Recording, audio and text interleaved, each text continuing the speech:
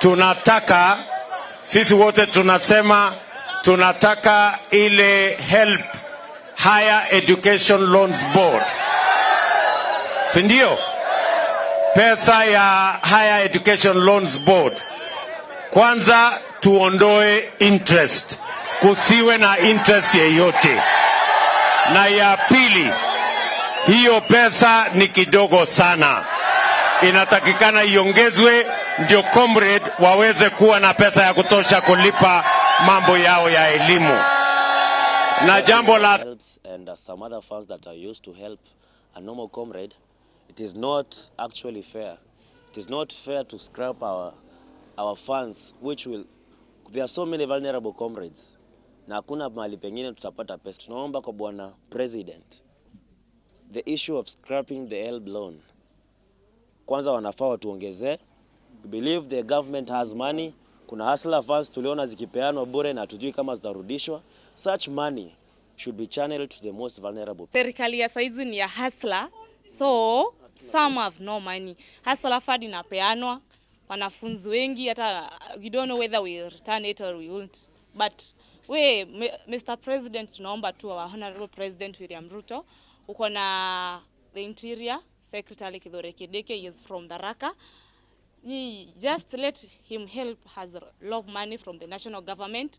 Mtupe help, mtuongeze help juu for the remaining years ukitoa hiyo pesa, we don't know how we will help the student. Tunaomba Bwana President Mr. William Ruto HELB aongezee.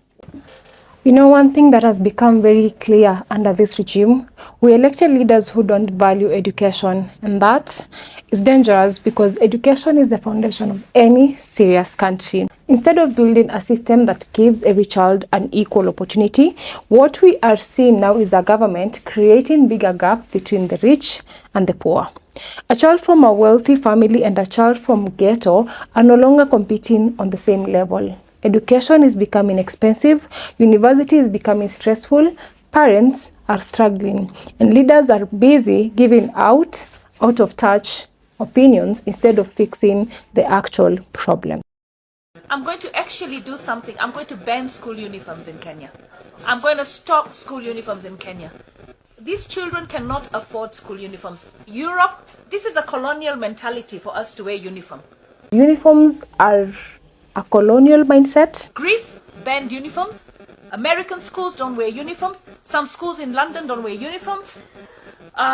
France don't wear uniforms, and the students study.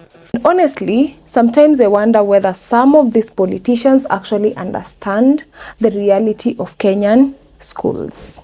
Because a lot of Kenyan politicians love comparing us to Europe. Oh, in the Europe, they don't wear uniforms. Oh, Maju, they don't do this. But Kenya is not Europe. Our education system is different. Our economy is different.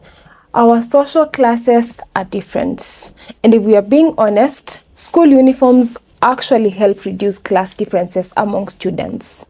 Because imagine a school where kids come in home clothes every day. You think watoto wa ghetto won't feel the pressure? Or do you think that the poor kids won't feel isolated? At least uniforms create some level of equality. A kid can come wearing a torn uniform, yes, but they still feel part of the school. Now imagine one child coming in designer clothes and expensive outfits, while another comes in faded clothes from Gikomba.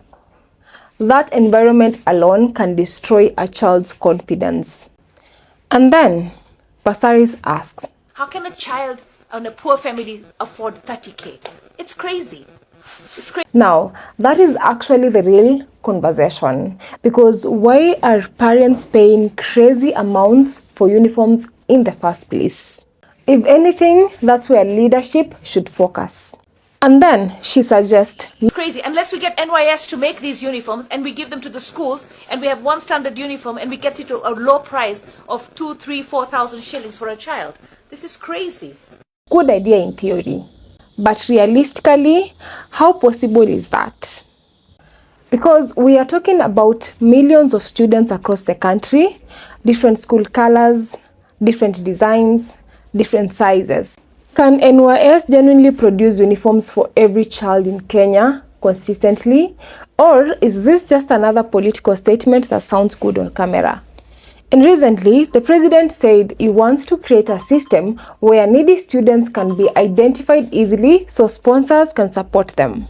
And honestly, sometimes this government behaves like they are solving problems they created themselves. Because how are you talking about sponsorship programs while education itself has become unaffordable?